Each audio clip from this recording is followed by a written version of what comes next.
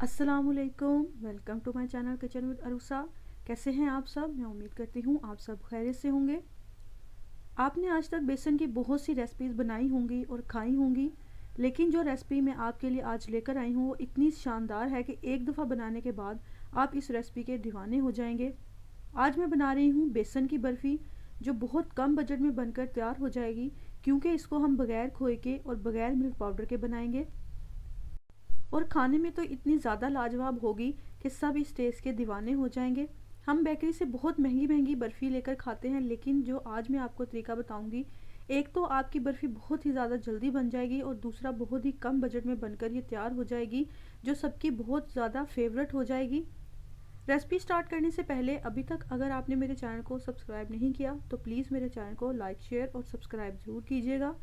Bell icon को ज़रूर press किया करें ताकि मेरी आने वाली हर नई रेसिपी का नोटिफिकेशन आप तक ज़रूर पहुंचे।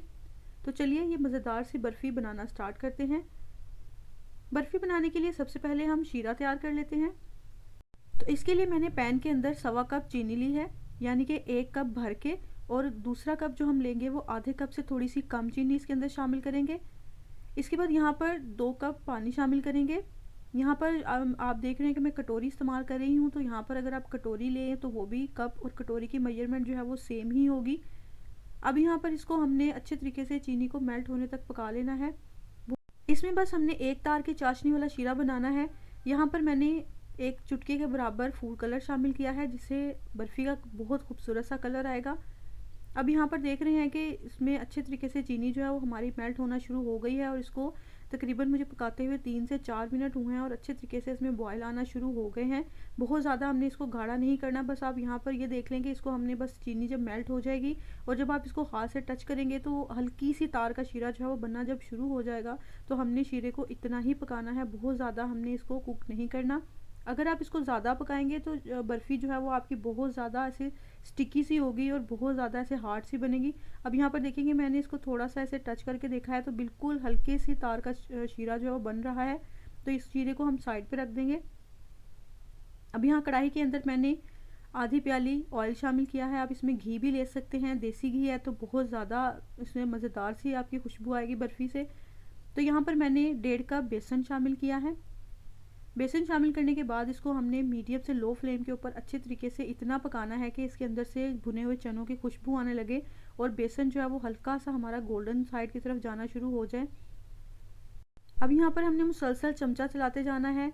अगर हम चमचा नहीं चलाएंगे तो बेसन जो है वो नीचे से बहुत ज़्यादा डार्क कलर में आ जाएगा और जिसकी वजह से क्या होगा कि बर्फ़ी जो है वो बहुत ऐसे जली जली सी इसमें से स्मेल आएगी और मज़े का टेस्ट नहीं आएगा। अब यहाँ पर आपको लग रहा है कि बेसन जो है हमारा बहुत ज़्यादा हार्ड हो गया है, लेकिन ऐसा नहीं है। जैसे जैसे ये पकता जाएगा तो ये लिक्विड फॉर्म में होता जाएगा। अब यहाँ पर देखेंगे 4 से 5 मिनट मैंने इसको पकाया है तो यहाँ पर बेसन जो है हमारा लिक्विडी सा होना शुरू हो गया है और इसका कलर भी थोड़ा बहुत चेंज हो रहा है। अब यहाँ पर देखिए कितना प्यारा सा इसके ऊपर गोल्डन सा कलर आना शुरू हो गया है। बस हमने इसको इतना ही पकाना है। अब यहाँ पर हमने जो शीरा बनाकर रखा है वो इसके अंदर शामिल करेंगे।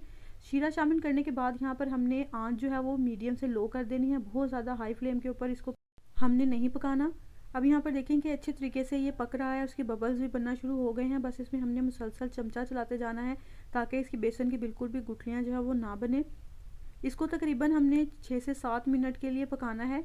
जब आप देखेंगे कि बेसन जो है वो गाढ़ा होना शुरू हो गया है और पानी जो इसमें है वो खुश्क हो रहा है, तो हमने बस इसको इतना ही पकाना है। आप देखें कि कितनी खूबसूरत सी इसकी शक्ल आई है और ये थोड़ा स्टिकी स्टिकी सा लग रहा है। यही इसकी एक मेन ट्रिक है कि अगर आपका शीरा जो है बहुत अच्छा बना है तो आपके हलवे की लुक जो है वो बिल्कुल ऐसी ही आएगी और बहुत अच्छी आपकी बर्फ़ी की टुकड़ियाँ जो है वो बनकर तैयार होंगी। अब हम यहाँ पर पानी खुश्क होने के बाद इसको मज़ीद 1 से 2 मिनट के लिए पका लेंगे।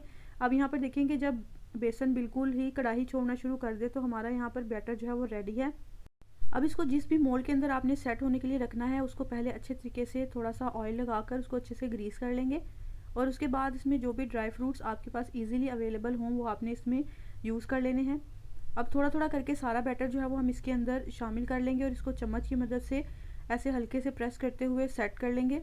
अभी यहाँ पर ये थोड़ा सा गर्म है तो हमने इसको हाथ नहीं लगाना वरना हाथ जो है वो जल जाएगा, तो इसलिए चम्मच की मदद से आप इसको आसानी से सेट कर सकते हैं। अब यहाँ पर देखेंगे मैंने चम्मच की मदद से इसको अच्छे तरीके से सेट कर लिया है। अब इसको तकरीबन 1 से 2 घंटे के लिए रूम टेम्परेचर पर सेट होने के लिए रख देंगे ताकि बर्फ़ी हमारी जो है वो अच्छे से सेट हो जाए, ताकि इसकी टुकड़ियाँ जो है वो आसानी से कट जाएँ। अब यहाँ पर देखिए हल्का सा मैं इसको हाथ लगा कर देख रही हूँ तो ये हल्का सेट होना शुरू हो गया है। अब देखें कि 2 घंटे के बाद यहाँ पर अच्छे तरीके से हमारा हलवा जो है वो सेट हो गया है। तो इसको छुरी की मदद से इस तरह से टुकड़ियों की शेप में काट लेंगे। बहुत ज़्यादा ये झटपट बनकर तैयार हो गई हैं। आप देख रहे हैं कि बिल्कुल भी इसमें एक्स्ट्रा कोई हमने खर्चा नहीं किया। इसमें आप देखिए मैंने कोई भी खोया शामिल नहीं किया, ना ही मैंने इसमें मिल्क पाउडर शामिल किया है। बस एक बेसन और चीनी की मदद से हमने इतनी मज़ेदार सी ये बर्फ़ी जो है वो घर पर बना ली है। बहुत ज़्यादा ये झटपट बनकर तैयार हो गई है और यकीन करें कि इसका टेस्ट तो इतना ज़्यादा लाजवाब है कि आप बाज़ार की बर्फ़ी बिल्कुल भूल जाएंगे। मेरी इस रेसिपी को ज़रूर ट्राई करिएगा और मुझे फ़ीडबैक ज़रूर दीजिएगा कि आपको मेरी रेसिपी कैसी लगी है। अब मोल्ड के अंदर से सारी बर्फ़ी की टुकड़ियाँ जो है वो निकाल कर आप इसको सर्व करें। आप इसको शाम की चाय के साथ भी सर्व कर सकते हैं या मेहमानों के सामने आप इसको सर्व करें। यकीन करें कि आपके मेहमान इस रेसिपी के दीवाने हो जाएंगे और सब आपसे पूछे बगैर नहीं रहेंगे कि इतनी शानदार रेसिपी आपने घर पर किस तरह से बनाई है। अगर आपको रेसिपी अच्छी लगे तो इसको अपने फ्रेंड्स और फैमिली मेम्बर्स के साथ ज़रूर शेयर कीजिएगा। अब यहाँ पर मैं आपको बर्फ़ी का एक टुकड़ा तोड़ के दिखाती हूँ कितनी आसानी से ये टूट जाएगा। बिल्कुल इसका टेक्सचर ऐसा आएगा कि जैसे आप खोए वाली बर्फ़ी खा रहे हैं। यकीन करें कि इतनी ज़्यादा ये लाजवाब बनकर तैयार हुई है। अभी तक अगर आपने मेरे चैनल को सब्सक्राइब नहीं किया तो प्लीज़ मेरे चैनल को लाइक, शेयर और सब्सक्राइब ज़रूर कीजिएगा। बेल आइकन को ज़रूर प्रेस किया करें ताकि मेरी आने वाली हर नई रेसिपी का नोटिफिकेशन आप तक ज़रूर पहुँचे। अल्लाह हाफिज़।